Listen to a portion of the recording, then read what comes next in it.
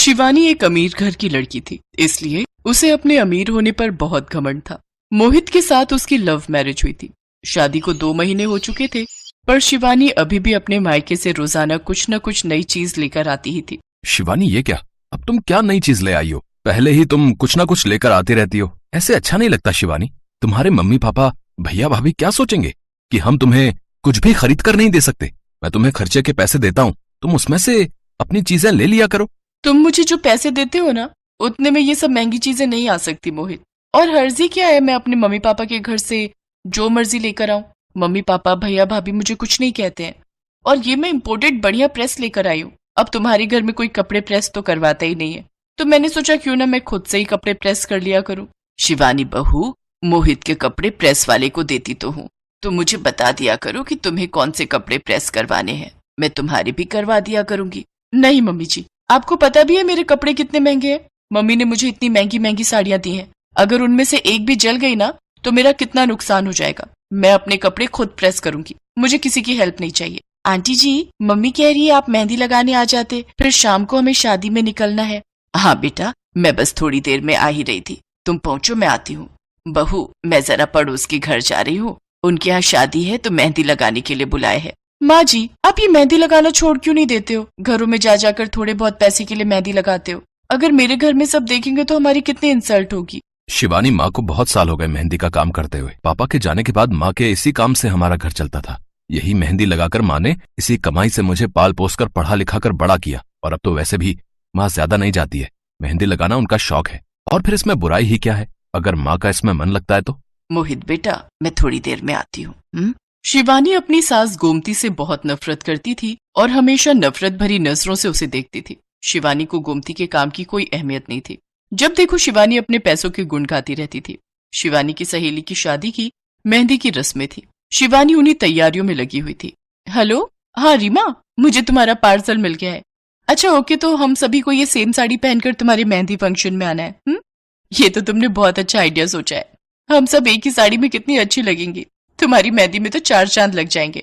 हाँ, मैं 5 बजे पहुंच जाऊंगी, मुझे एड्रेस मिल गया है। Okay bye. अरे, पैकिंग में साड़ी में सिलवट आ गई है, एक बार साड़ी और ब्लाउज प्रेस कर लेती हूँ। सिलवटें होंगी तो अच्छा नहीं लगेगा। इतने प्यार से मेरी सहेली ने ये साड़ी सबको पहनने के लिए दी है, तो अच्छे से तैयार होकर जाना चाहिए। शिवानी बहुत ज्यादा एक्साइटेड थी अपनी फ्रेंड की मेहंदी में जाने के लिए। वो अपनी फ्रेंड की भिजवाई हुई साड़ी और ब्लाउज प्रेस करने लगती है। शिवानी को ध्यान ही नहीं रहता कि प्रेस ज्यादा गर्म है। वो जैसे ही ब्लाउज पर प्रेस रखती है, ब्लाउज बैक साइड से जल जाता है। ओह नो, ये मैंने क्या कर दिया, ब्लाउज तो जल गया। अब मैं क्या करूंगी? मुझे तो ये साड़ी पहनकर रीमा की मेहंदी में पहुंचना है। उसने इतने प्यार से ये साड़ी भिजवाई थी कि मैं ये पहनकर उसकी मेहंदी में जाऊं। अब मैं क्या करूंगी? हमारे ग्रुप की सारी फ्रेंड साड़ी पहनकर जाएंगी, और अगर मैंने ये साड़ी नहीं पहनी तो ओह नो, मेरा तो सारा मूड ही खराब हो गया। शिवानी रोने लगती है। तभी गोमती कमरे में आती है। शिवानी को रोता हुआ देखकर वो घबरा जाती है। उसे सारी बात पता चलती है। बहू, तुम चिंता मत करो, तुम मेहंदी फंक्शन में जरूर जाओगी, और वो भी यही साड़ी पहनकर। पर माँ जी, मेरा तो ब्लाउज पीछे से जल गया है, ये देखिए, ये नजर आएगा। नहीं नजर आएगा, क्योंकि मेरी बहू मेहंदी वाला ब्लाउज पहन कर जाएगी, और वो भी बिल्कुल नए डिजाइन का। मेहंदी वाला ब्लाउज? मैं कुछ समझी नहीं माँ जी। मुझे अपना ब्लाउज दो, मैं तुम्हें सब समझाती हूँ।